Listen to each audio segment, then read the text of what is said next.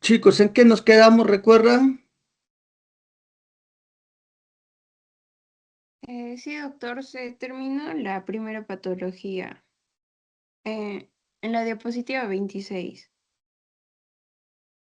Ya están viendo lo que comparto ahora. Sí, doctor. Sí, Se ve, ¿no? Ah, ya, entonces seguimos ahí.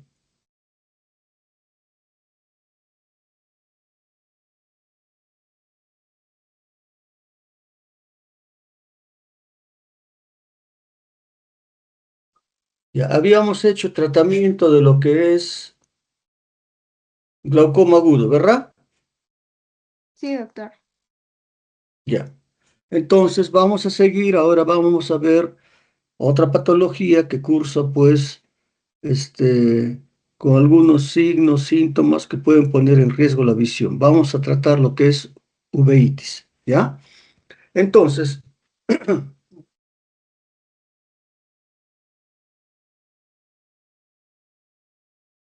muy bien. Cuando hablamos de la uveitis, hablamos de un proceso donde lo que es el tejido uveal puede reaccionar a una serie de noxas, tales como trauma, cirugía, una reacción autoinmunitaria o una interrelación con procesos infecciosos, y esto va a conducir a que exista pues una reacción inflamatoria a nivel de la cámara anterior.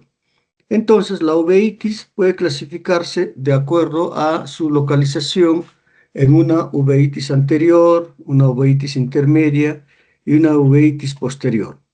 Esta vez nos vamos a referir a lo que es la uveitis posterior anterior, que va a afectar principalmente la parte anterior del ojo, lo que es el iris principalmente.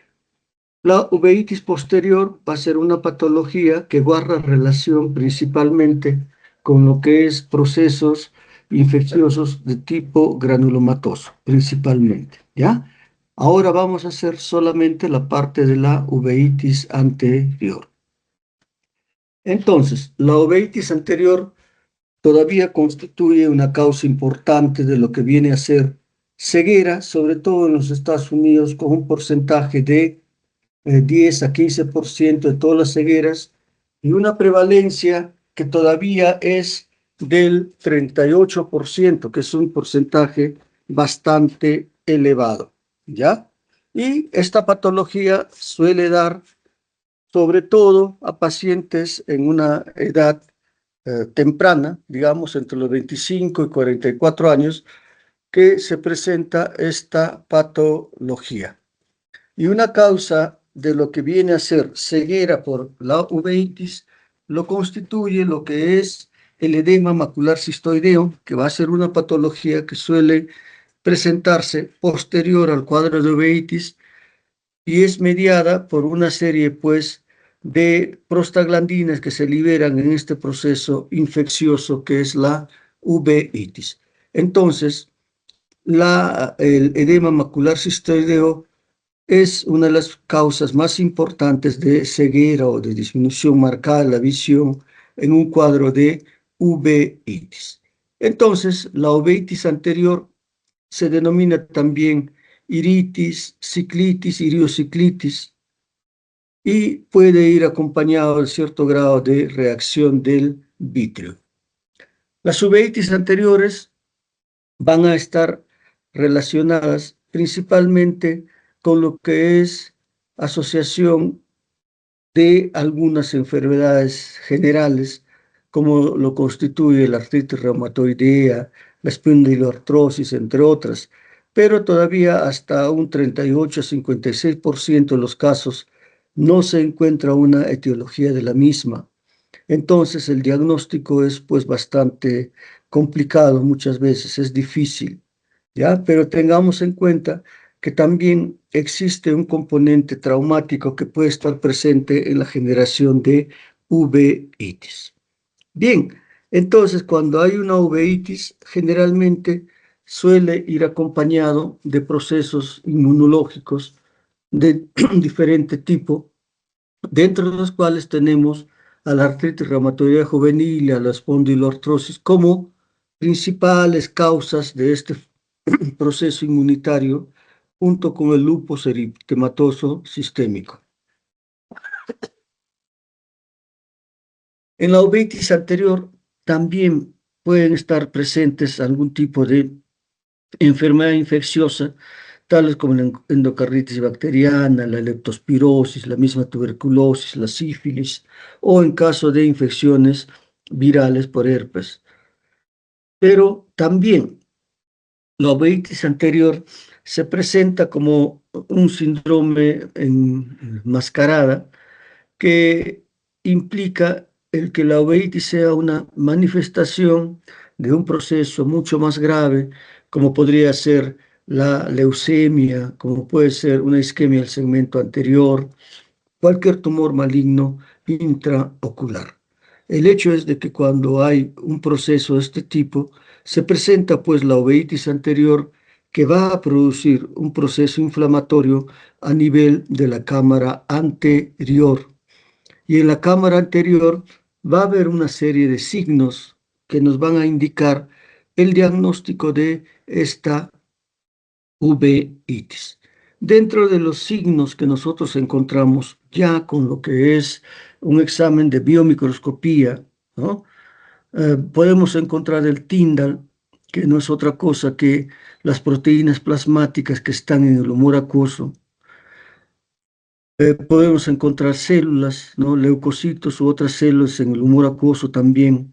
Podemos encontrar fibrina, depósitos queráticos, presencia de hipopium, vitritis anterior, nódulos iridianos, etcétera, que iremos describiendo a continuación. Entonces, la uveitis constituye un proceso inflamatorio a nivel de la cámara anterior que va a ir manifestándose a través de la expresión de fenómenos de Tyndall o, como en este caso de la imagen, de lo que vendría a ser una iridociclitis o unos precipitados retroqueráticos, que son precipitados finos que se presentan detrás de la córnea a nivel del endotelio corneal, y estos precipitados retroqueráticos constituyen un signo patognomónico de lo que vendría a ser una uveitis. Cuando nosotros encontramos estos precipitados retroqueráticos, hacemos el diagnóstico de uveitis. Estos precipitados retroqueráticos son precipitados bastante finos, como la lámina anterior que hemos visto, y van a ser la expresión de lo que es, pues, precipitados a nivel del endotelio corneal. Estos precipitados retroqueráticos pueden en algunas circunstancias ser precipitados retroqueráticos mucho más gruesos. En este caso se llama pues los precipitados en sebo de carnero y constituyen en este caso lo que viene a ser una uveitis granulomatosa, como en el caso de la sarcoidosis, que es propio de una uveitis posterior. Entonces, en algún momento, la uveitis posterior puede tener manifestación a nivel de la parte anterior del ojo a través de estos precipitados retroqueráticos, pero estos precipitados retroqueráticos son precipitados más gruesos y reciben el nombre de sebo de carnero. Muy bien, al ser una reacción inflamatoria, pues va a haber mayor expresión de lo que es fibrina, ¿no? Porque existe desde los vasos sanguíneos una extravasación de fibrina hacia la cámara anterior y puede presentarse lo que es una reacción inflamatoria en la cámara anterior, como vendría a ser este hipopión. Entonces, el hipopión en cámara anterior, tengan en cuenta que constituiría otro signo de peligro en casos de lo que viene a ser, sobre todo, procesos infecciosos, como habíamos visto, la presencia de úlcera bacteriana, úlcera micótica, pero en el caso de lo que es la uveitis anterior, estos precipitados, este hipopium es un proceso estéril, ¿ya? Pero tengamos en cuenta que puede haber en un proceso de uveitis lo que es hipopium, reacción inflamatoria en cámara anterior.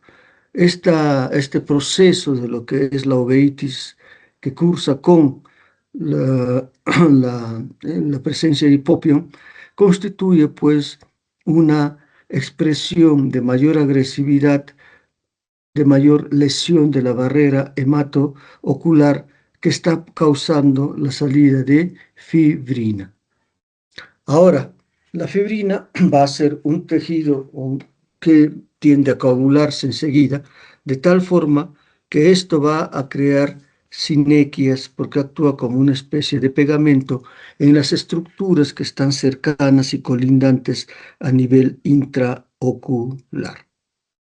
Bien, habíamos dicho también que pueden haber una serie de nódulos en la expresión de una uveitis y estos nódulos pueden ser que estos nódulos estén presentes en lo que es el borde pupilar. En este caso reciben el nombre de nódulos de Koch, o puede ser que estén sobre el parénquima y reciban el nombre de nódulos de Busac. Estas dos expresiones generalmente son manifestación en cámara anterior de lo que significa una expresión de una uveitis posterior.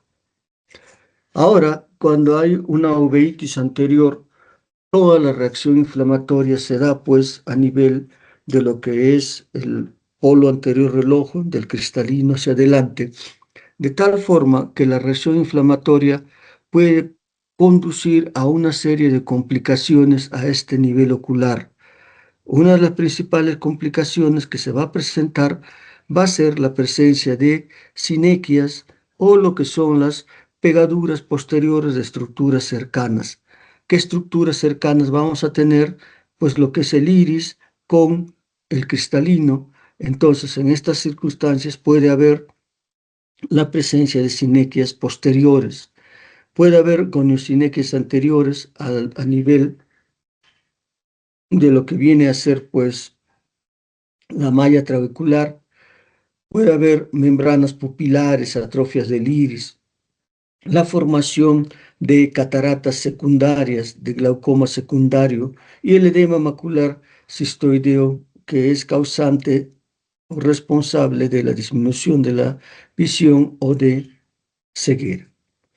Entonces, cuando se presentan estas sinequias posteriores, ¿qué es lo que va a haber? Va a haber, pues, una, una sinequia, una pegadura, digamos, entre lo que es el iris con el cristalino. Entonces, generalmente los ojos están en una situación de miosis y esta miosis en una situación de reacción inflamatoria pues tiende a que estas estructuras se peguen. Entonces, en una uveitis es frecuente que tengamos y encontremos lo que es esta sinequia entre el iris y el cristalino, ¿ya? Entonces, ¿qué hacemos en estas circunstancias cuando se hace el diagnóstico de una uveitis? Se realiza una midriasis farmacológica para prevenir de que exista una sinequia en una situación de miosis. Entonces, cuando echamos estas gotas de midriáticas para producir midriasis, ¿qué es lo que vamos a tener? De que la pupila va a tratar de dilatarse y en este proceso se rompe la sinequia que podría ya haberse iniciado. Por ejemplo, en la imagen izquierda que vemos unos depósitos de pigmento del iris que estaba en un proceso de pegarse hacia lo que es el cristalino y que por efecto de las gotas midriáticas, al producirse midriasis, se ha roto esa sinequia, pero queda ese borde que correspondería a la pupila en situación de miosis y este epitelio que se observa se conoce como anillo de Bosius. En la imagen derecha que estamos observando, pues también de que acá tenemos un margen donde está pegándose el iris al cristalino y que por efecto del midriático va hacia una situación de midriasis. pero vemos que en el margen derecho de esta imagen ya tenemos una aplicatura que es mucho más consistente, que no puede romperse. Entonces, esta sinequia es esta pegadura que tiene el iris con el cristalino. Una vez que se produzca esta sinequia, una vez que no se ha roto por efecto de la midriasis, esa pegadura ya queda definitiva, no se rompe. Entonces, en la imagen superior vemos que entre 7 y 8 horas existe esta sinequia que es bastante fuerte, que las gotas no van a romperlo. Y tenemos también en la imagen inferior diversas plicaturas donde ya el solo hecho de la midriasis no va a romper esta sinequia, ¿ya? Muchas veces ocurre que la sinequia se da a nivel pupilar y es una sinequia que no permite lo que es el pasaje del humor acuoso de la cámara posterior a la cámara anterior para que siga su proceso hacia la eliminación por la malla trabecular hacia lo que es la circulación general. Entonces, en estas circunstancias se comporta como un glaucoma agudo donde el humor acuoso que está empujando a lo que es el iris hace que el iris vaya abombándose hacia adelante. Como se ve en la imagen inferior, vemos cómo el iris bombé, que se llamaría, va a estar también pues eh, empujada hacia adelante y está casi en una posición en contacto con lo que es la córnea. Entonces, este iris bombé se comporta como un glaucoma agudo. Entonces, ¿qué se hace en estas circunstancias? Se tiene que, pues, intervenir y esa intervención se hace ya sea haciendo una iridotomía periférica para tratar el estado agudo de tal forma que se permita el paso del humor acuoso de la parte de la cámara posterior a la cámara anterior, o en todo caso también lo que se puede hacer es liberar las sinequias en forma quirúrgica a nivel del borde de la pupila para lograr de que el humor acuoso pase hacia la cámara anterior desde la cámara posterior. Entonces, estas son pues algunas manifestaciones de lo que vendría a ser la uveitis cuando está presente.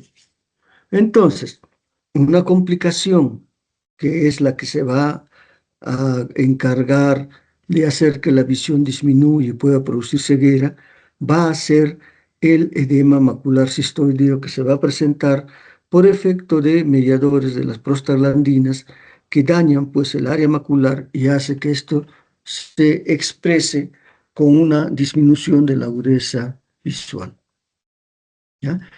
Por ejemplo, acá estamos viendo con la tomografía de coherencia óptica un edema macular y con lo que es la fluorescinografía vemos cómo ese edema macular florece. Entonces, en estas circunstancias, este edema macular cistoideo viene a ser la causa de disminución de la agudeza visual. En este proceso inflamatorio también puede haber grados de lo que es atrofia del iris, que va a tomar una coloración blanquecina, transparente. Hay una decoloración del iris que va a expresarse de esta forma con la atrofia del iris. Bien, cuando tenemos a un paciente que tiene una uveitis anterior, esa uveitis anterior va a ser tratada pues con lo que es antiinflamatorios esteroideos en forma tópica. Pero también tengamos en cuenta de que hay necesidad de producir midriasis ocular para romper las sinequias y podemos usar cicloplégicos también para producir un alivio del dolor ocular que suele acompañar a estos cuadros, ¿ya?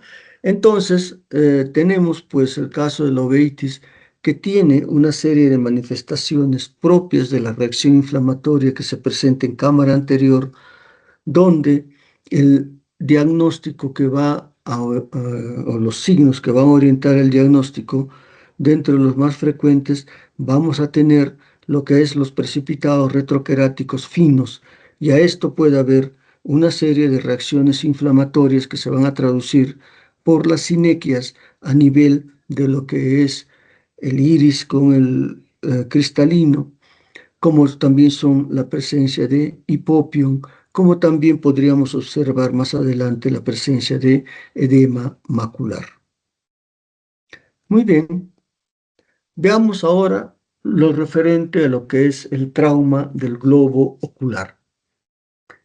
El globo ocular puede ser traumatizado pues por diferente tipo de eventos, pero cuando existe este trauma ocular, el daño que pueda ocurrir en el ojo va a depender de la magnitud de la fuerza mecánica con la que impacta de pronto un objeto contuso, va a depender del sitio donde está impactando y de la superficie contacto del objeto que entrega la fuerza a la superficie del ojo.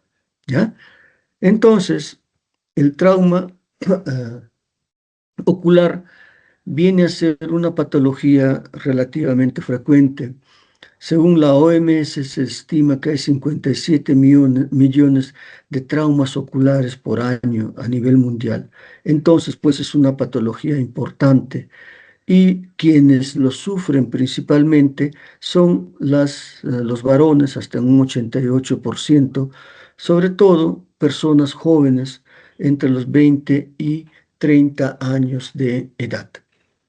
Este traumatismo ocular puede ocurrir ya sea en situaciones de esparcimiento como juegos, puede ser también en situaciones laborales, puede ser secundario a lo que son objetos punzantes, de tal forma que cuando estamos frente a lo que es un proceso de traumatismo ocular, tengamos en cuenta que estos procesos pueden ocurrir o en el trabajo o en la casa, que son las dos formas más frecuentes de traumatismo ocular que presentan. Entonces, en la casa hasta un 31% de casos se estima que se presentan. Entonces, hay que tener cuidado, pues, con todo aquello que puede producir traumatismo en casa, debido a que un tercio de estos pacientes pueden tener traumatismo en casa. Entonces ahí vemos diferentes imágenes que se presentan en situaciones de traumatismo ocular secundarios de pronto a procesos de esparcimiento. Vean ahí cómo objetos pequeños, cuando impactan en el globo ocular, van a producir pues un daño que puede ser bastante catastrófico dependiendo de la velocidad de impacto con que va a tener estos objetos sobre la superficie ocular. Entonces, el traumatismo ocular, cuando se presenta, generalmente la mayoría de ellos tienen una expresión de daño a nivel corneal. ¿Ya? Un 48% de personas con traumatismo ocular presentan lesión corneal y un 23% van a presentar lesiones a nivel de la catarata, a nivel del cristalino. Entonces, la parte más anterior del ojo es la que más sufre ante situaciones de traumatismos, sean que estos sean producidos por objetos contusos como por objetos cortantes, ¿ya? Entonces, estas dos formas de lo que viene a ser la presentación del traumatismo ocular, tanto por objetos cortantes como por objetos contusos, ¿no? Constituyen la mayoría de las causas de traumatismos. Hay una clasificación que hace que la clasificación del traumatismo ocular o de una injuria ocular sea clasificada en dos grandes grupos: un traumatismo del ojo cerrado y un traumatismo abierto, ¿ya? En el caso del traumatismo abierto del globo, puede ser por laceración o ruptura del globo ocular. Cuando hay una laceración, esta laceración puede ser por un objeto cortante que va a penetrar hacia lo que es el globo ocular, puede ser por un cuerpo extraño intraocular o puede ser una laceración perforante. ¿Qué implica una laceración perforante? El hecho de que el objeto que está causando la ruptura del globo tiene una puerta de ingreso y otra de salida. Ya en todo caso, hay un daño probablemente en la parte anterior del ojo y un daño en la parte posterior del ojo. Muy bien, entonces, cuando nosotros tenemos lo que es un traumatismo ocular, este traumatismo ocular también puede ocurrir en un caso importante de casos como un politraumatismo. Entonces, al tratar nosotros a un politraumatizado, lo primero que tenemos que ver es de que no exista ningún riesgo para la vida del paciente. Entonces tenemos que aplicar el ABC de lo que viene a ser el examen de un paciente politraumatizado, de tal forma que primero logremos lo que es la estabilización del paciente antes de ver la parte de el traumatismo ocular. Entonces, cuando hay un traumatismo ocular, lo primero que tenemos que determinar es de que el paciente puede tener un traumatismo abierto. Y cuando hay un traumatismo abierto, pues contraindica el uso de medicación tópica, ya sea bajo la forma de gotas o ungüentos, porque este tipo de medicación que es diseñado para lo que es superficie ocular, para un proceso intraocular, sí resulta lesivo, es una especie de causticación.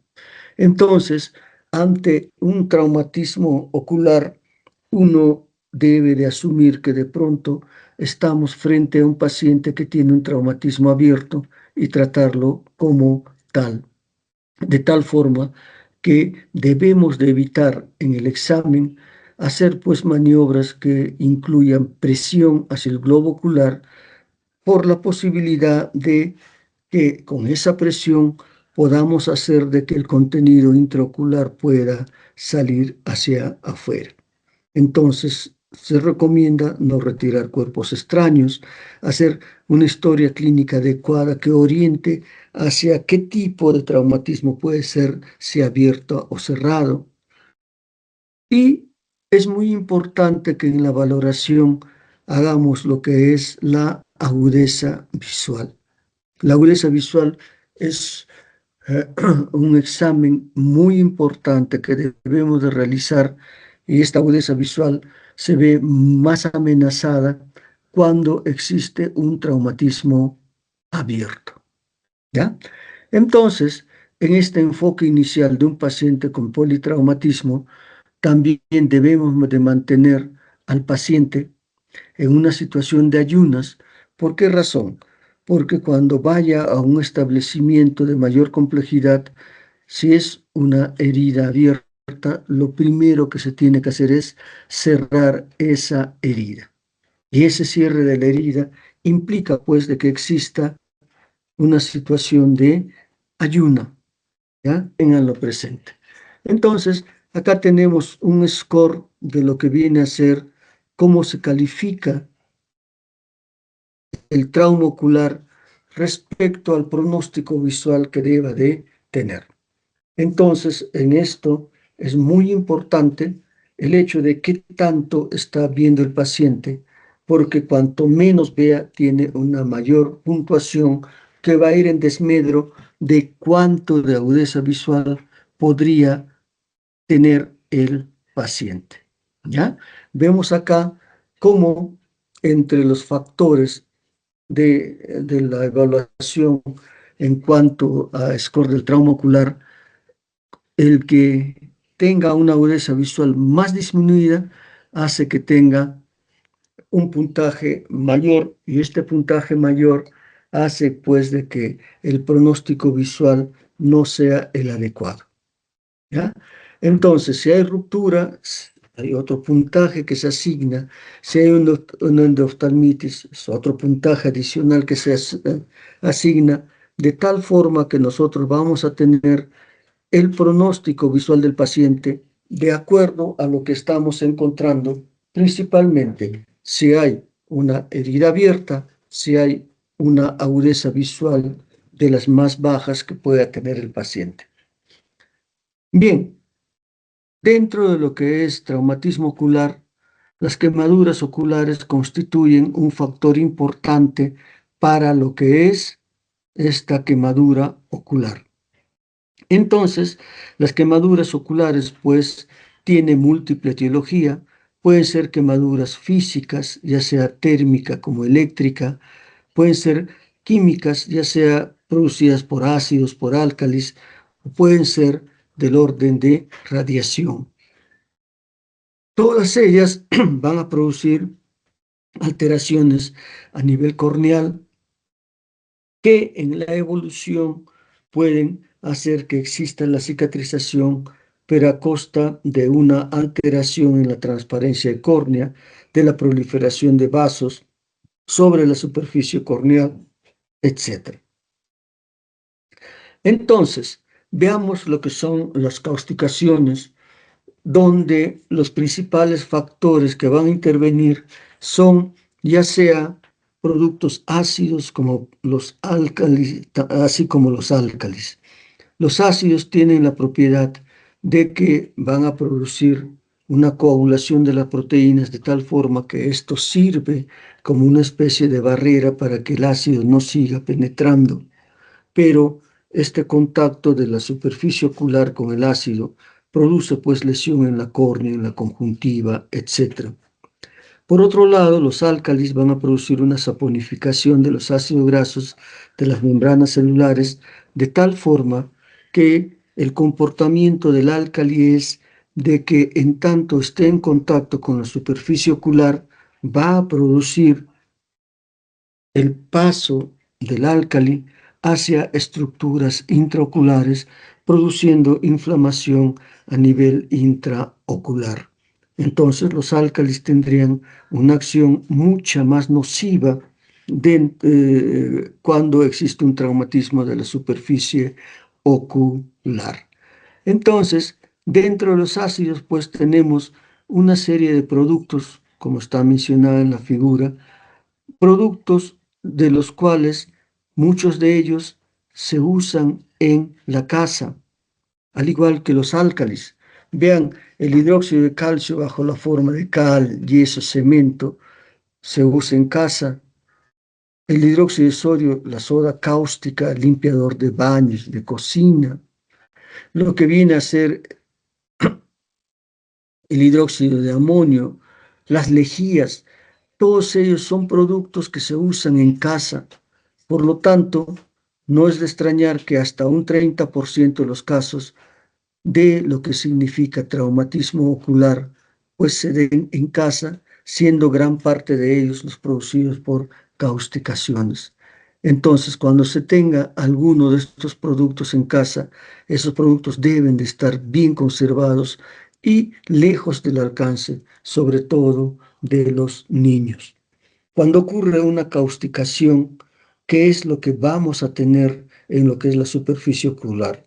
Pues vamos a tener primero una lesión epitelial de la córnea, que es el tejido más lábil con la que va a estar interactuando, la misma que va a producir diferente tipo de lesiones.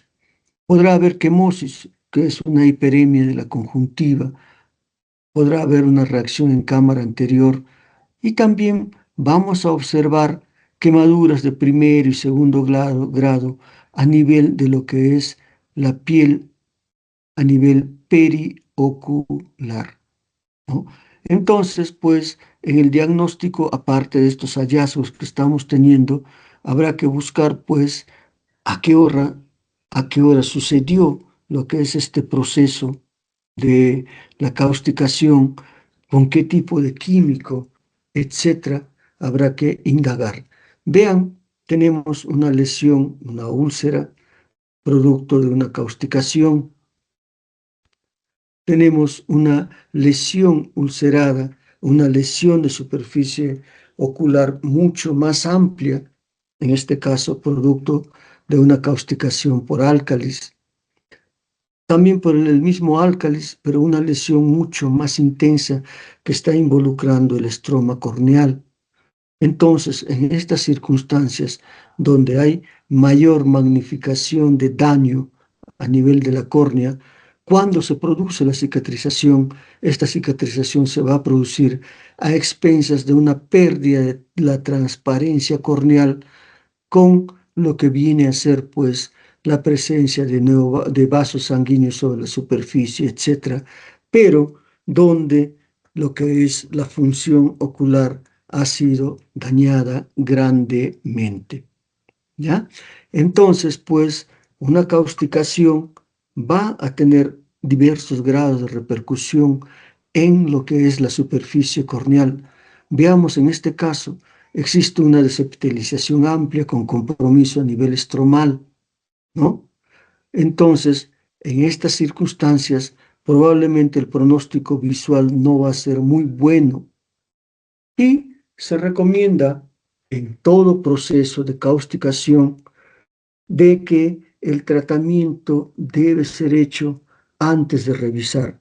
El tratamiento debe realizarse apenas se tenga la información de que ha habido una interacción de un cáustico, cualquiera que sea el cáustico, con la superficie ocular.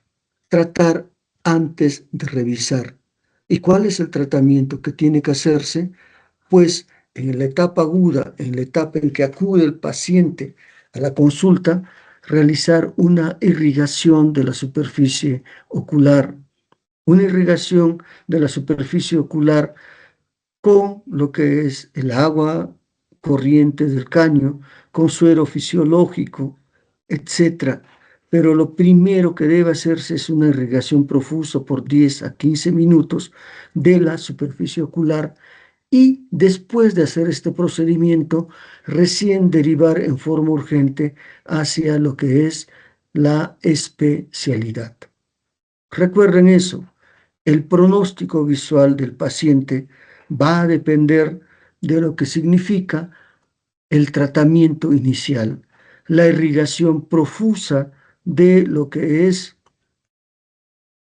la superficie ocular con suelo fisiológico o agua de caño por espacio de 10 a 15 minutos.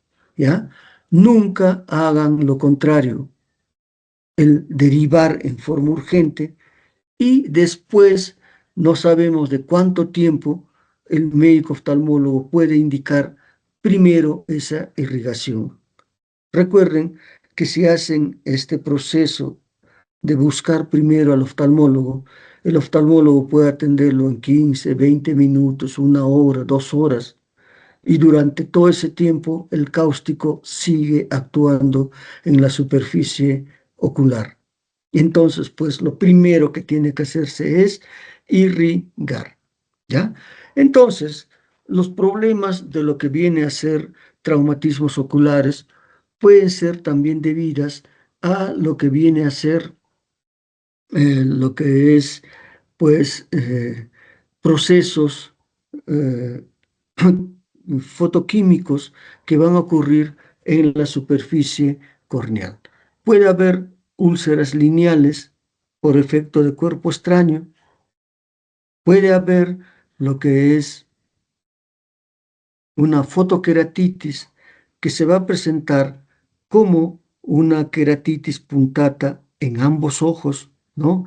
Cuando, por decir, existe o cuando nosotros hemos estado viendo a una persona que está soldando y nosotros estamos sin protección para la soldadura. O si alguien suelda sin soldadura, pues se produce, perdón, sin protección, se produce esta fotoqueratitis que suele presentarse a las 4 o 5 horas después de ese evento, con una presentación aguda de lo que es fotofobia, de lo que es blefaroespasmo, lagrimeo, dolor ocular. Y cuando nosotros evaluamos, vamos a encontrar de que estos pacientes tienen una queratitis punctata, como se ve en la imagen, pero en los dos ojos. ¿Qué hacer en estas circunstancias? Pues parchar el ojo más afectado con un ungüento para favorecer lo que es la epitelización corneal que se da entre las 24 y 48 horas siguientes.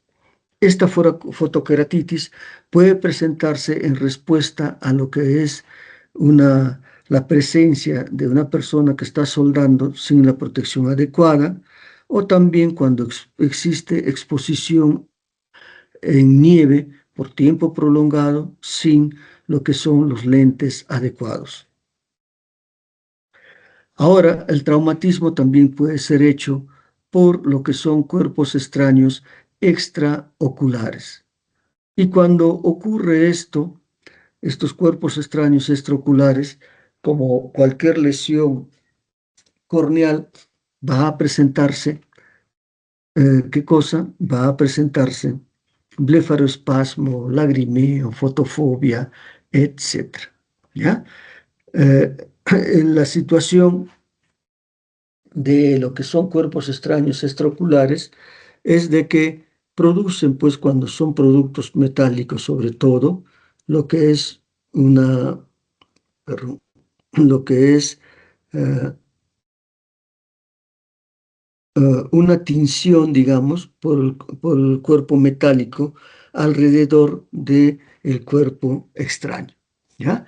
Tenemos acá en la imagen superior izquierda un cuerpo extraño que está en el limbo corneal.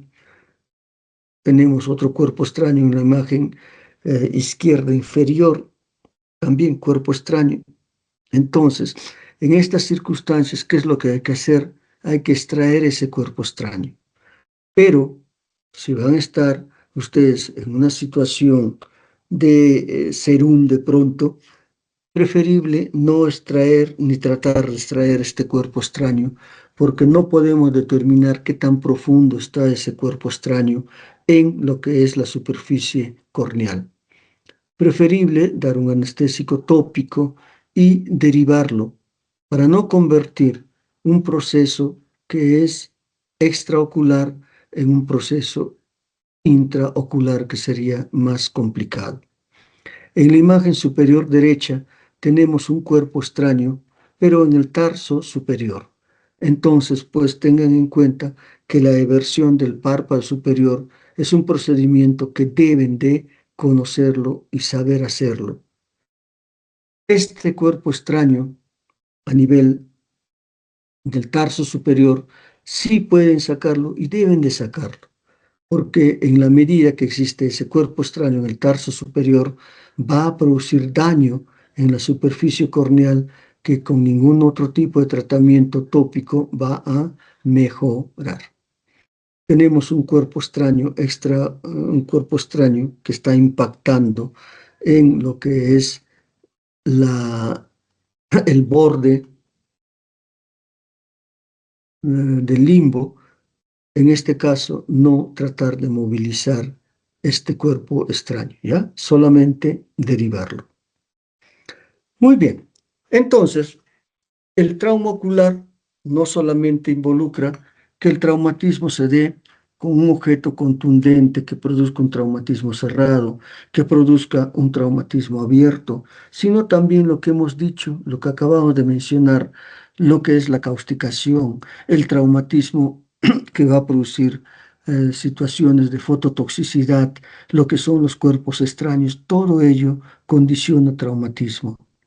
Muy bien, cuando nosotros estamos ya frente a lo que es un trauma ocular severo, cerrado, un trauma ocular cerrado, que es secundario pues a un traumatismo directo del globo ocular por un objeto romo, ¿no? Entonces, en estas circunstancias, ¿qué es lo que va a intervenir? Va a intervenir el factor de fuerza al globo ocular, porque ese objeto romo va a incidir en lo que es la superficie ocular con mayor o menor fuerza, que va a producir una compresión-descompresión. En este proceso de compresión-descompresión sufren pues lo que es sufren lo que son las estructuras intraoculares, ¿no? Produciendo laceración por estos objetos romos no afilados. En todo traumatismo cerrado habrá pues dolor de la zona que ha sido impactado, presencia de fotofobia si existe proceso corneal, lagrimeo, disminución de la agudeza visual, dependiendo qué estructuras están siendo dañadas. Como signos oculares podremos encontrar hematoma palpebral, quemosis, abrasión corneal, cuerpos extraños corneales, presencia de ifema, entre otras manifestaciones. Veamos ahí en la imagen superior derecha, izquierda, qué es lo que tenemos. Pues vamos a tener la presencia de hemorragia subconjuntival. Cuando esta hemorragia subconjuntival es amplia, siempre tener la sospecha o pensar de que podría existir un traumatismo abierto, ¿ya? Entonces, en la imagen inferior izquierda tenemos la presencia de quemosis que nos va a impedir evaluar lo que son indemnidad del ojo, del globo ocular. En esta imagen que estamos observando, un proceso de lo que es una lesión ulcerada, una lesión amplia en lo que es la córnea.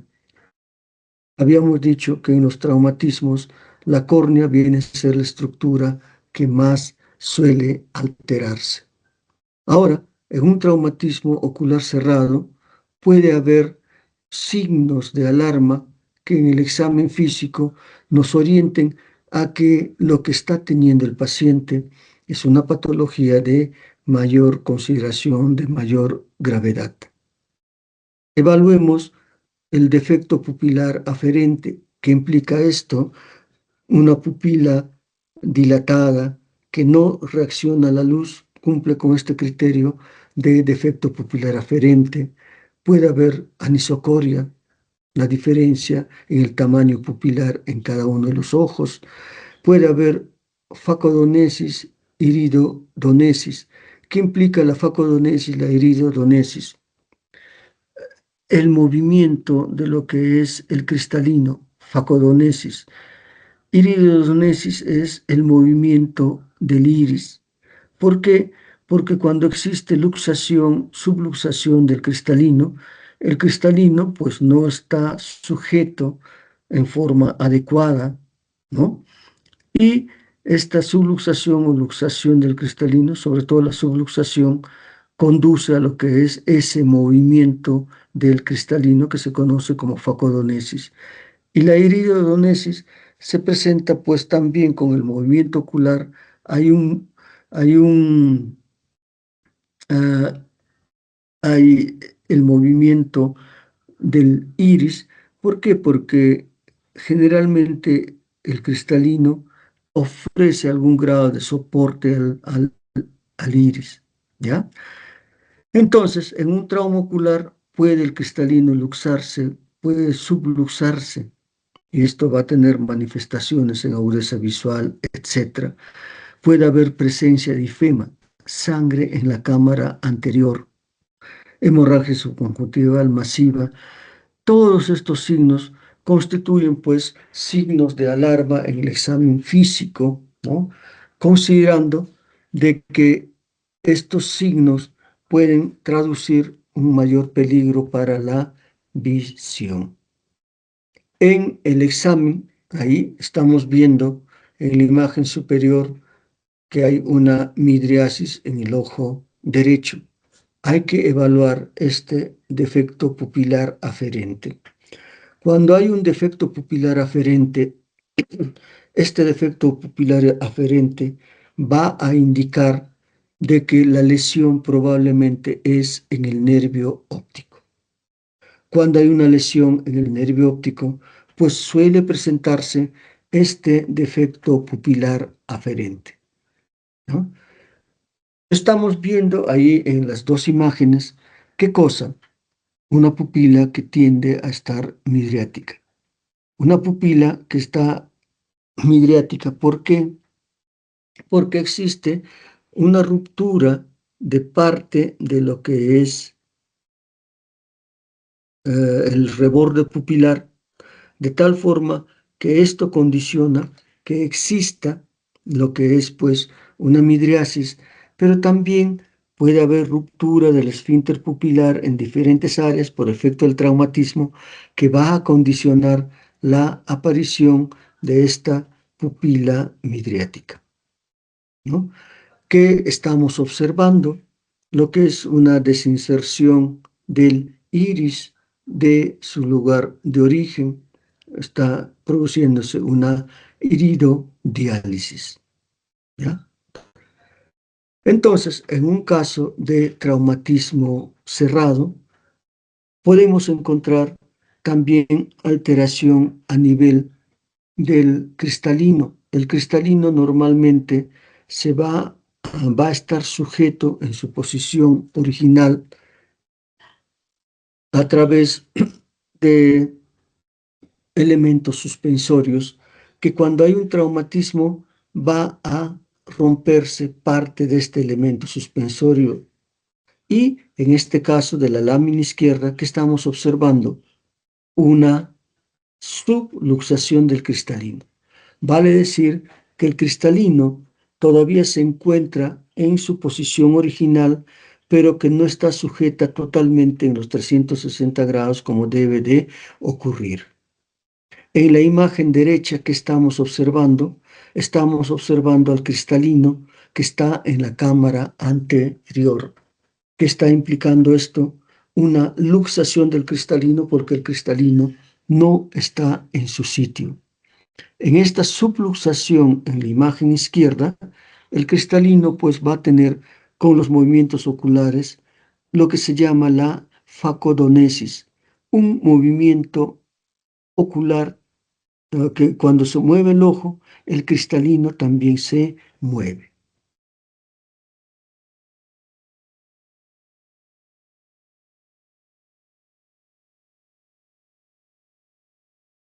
También a nivel de la cámara anterior podemos encontrar lo que es la presencia de hipopión.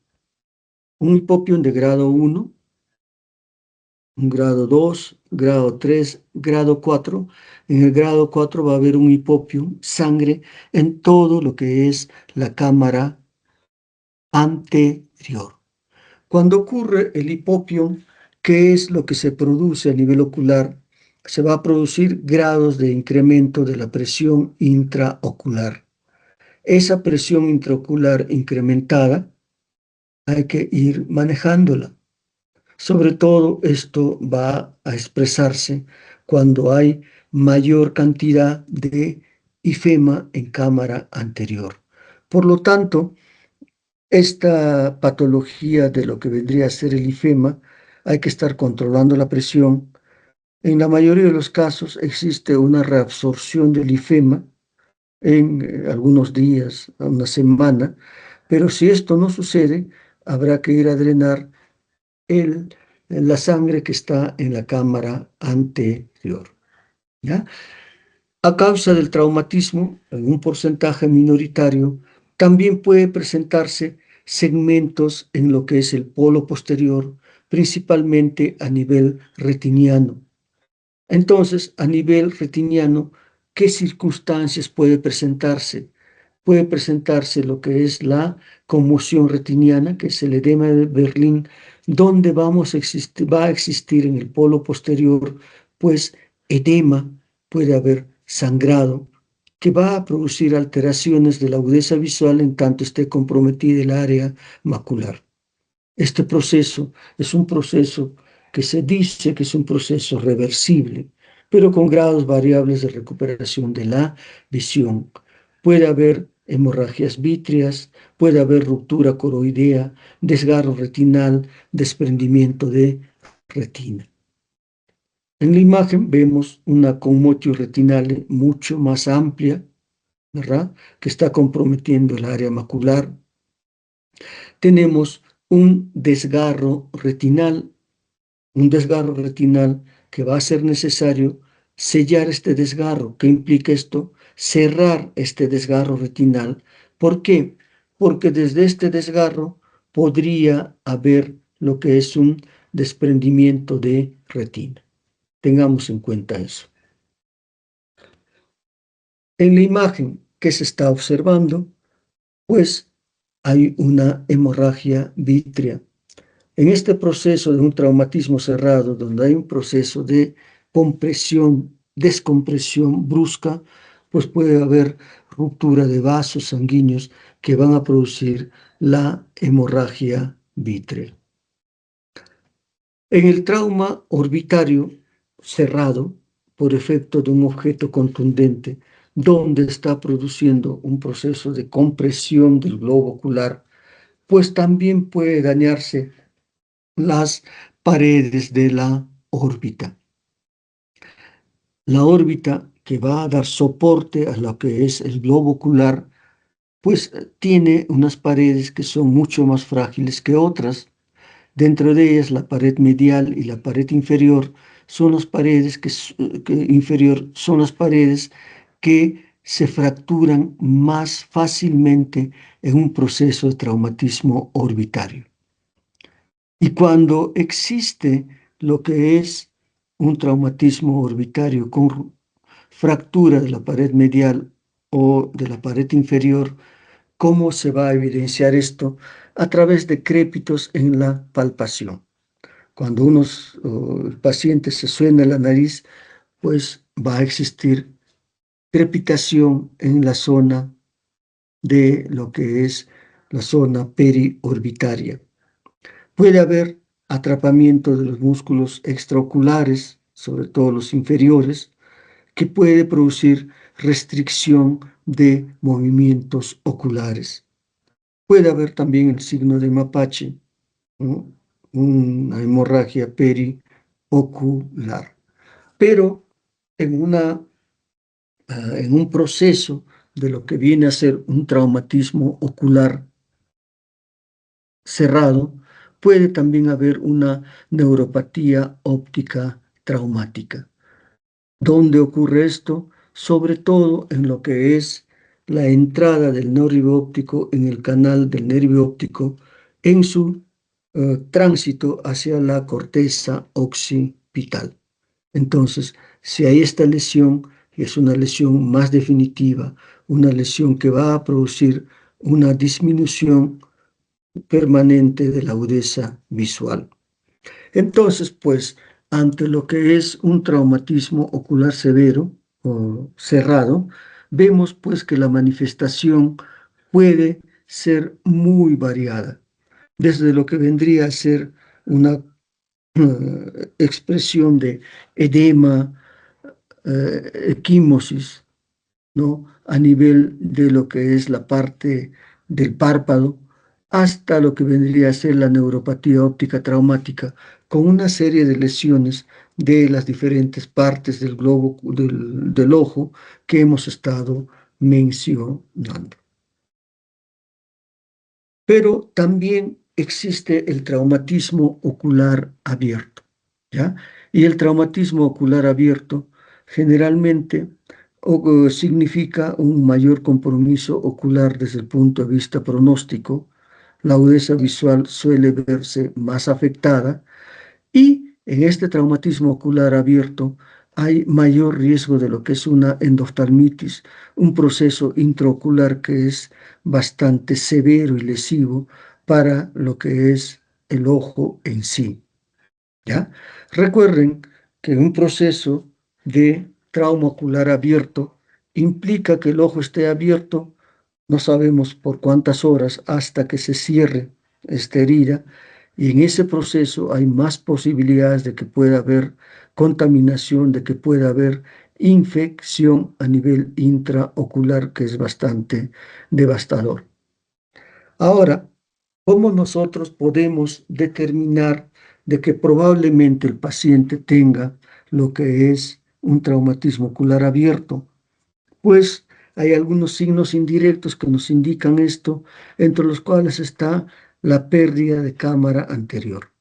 La cámara anterior generalmente es una cámara anterior que se llama pues amplia. En estas circunstancias de pérdida de cámara anterior, prácticamente el iris está en la posición directa con la córnea. Puede haber una hipotonía, el ojo se vuelve hipotónico, más pequeño. Es un signo indirecto de trauma ocular abierto. La presencia de hemorragia vítrea también es otro factor que nos dice que puede haber traumatismo abierto. Cuando existe un traumatismo abierto y este traumatismo abierto está en la parte más externa del ojo, cerca a lo que es el limbo que está comprometiendo la esclera, pues generalmente en estas circunstancias como que el iris se deforma apuntando hacia lo que es la zona donde existe el traumatismo abierto. Esto es algo que suele presentarse y es un indicativo también de que existe un traumatismo abierto. Muchas veces podemos tener el ojo completamente cerrado y puede haber un traumatismo más o menos laminar que puede hacer que exista todavía la cámara anterior, digamos, aparentemente sin modificación, pero que sí existe una solución de continuidad. Entonces, en estas circunstancias se hace el signo de Seidel, que no es otra cosa que colocar la fluoresceína en la parte donde está la probable herida abierta. Y en estas circunstancias que vamos a ver cómo la fluoresceína va siendo desteñida poco a poco por el flujo de la cama, de lo que es eh, el humor acuoso que sale a través de la herida. ¿Ya? Tengamos en cuenta este signo de Seidel positivo. Tenemos también pues acá qué cosa, lo que es una herida abierta, ¿no? En el examen vemos que es un ojo mucho más pequeño en hipotonía ocular, ¿ya? Bien, puede haber cuerpos extraños intraoculares también en lo que es un proceso de herida abierta. Y estos procesos intraoculares generalmente son cuerpos extraños de origen metálico en su gran mayoría, porque una de las formas en que se produce estos cuerpos extraños o la presencia de una herida abierta es a través del martilleo.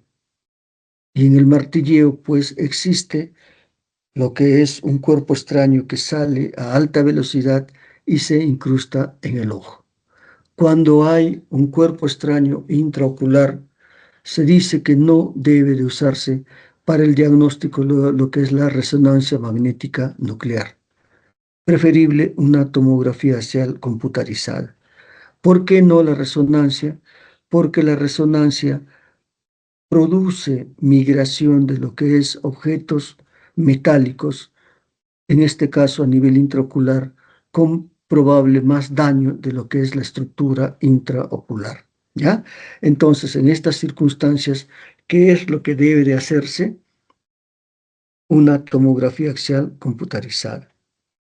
Muy bien, cuando tenemos un cuerpo extraño cuando tenemos un traumatismo ocular abierto, ¿cuál va a ser el tratamiento? El tratamiento es cerrar esa herida, ¿ya? El tratamiento inicial va a ser cerrar la herida abierta que tiene el paciente. Si nosotros tenemos, por ejemplo, esta herida abierta, lo primero que tenemos que hacer es cerrar esta herida.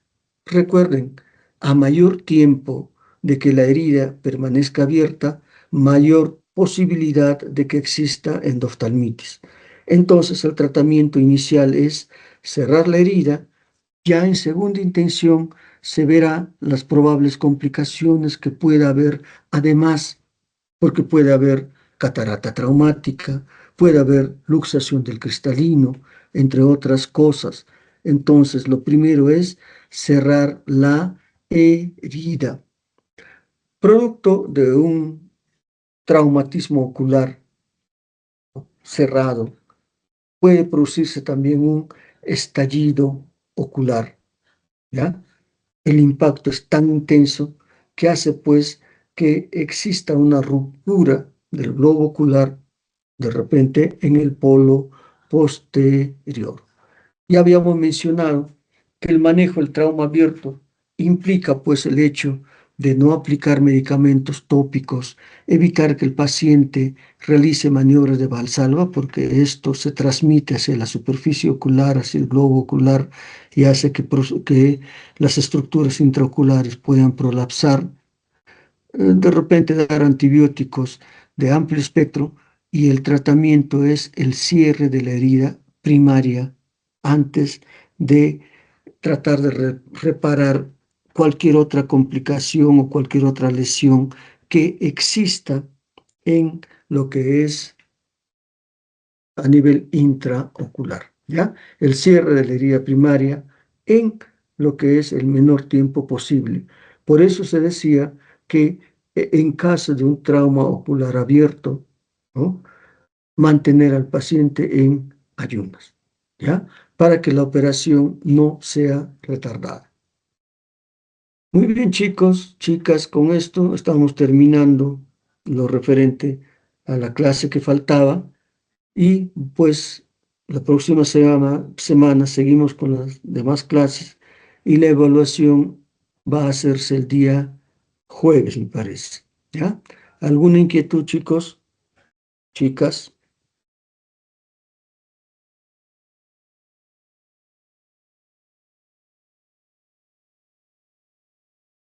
¿Ninguna inquietud? Entonces, Doctor, una consulta. Bueno, algunos ujú, grupos de práctica de rotación me están pidiendo cuáles van a ser los temas de oftalmología para segunda fase.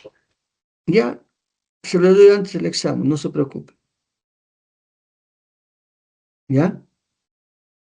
Ok, doctor. Es que algunos Ujú. doctores de rotación están pidiendo y me han escrito justamente por eso algunos delegados.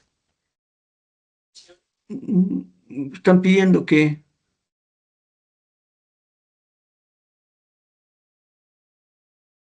ya, no hay problema, eso antes del examen o en la próxima clase presencial les doy a todos, no hay problema, Ok, doctor. Gracias. ¿ya? Listo, chicos, chicas, nos vemos entonces, cuídense, estudien, hasta luego.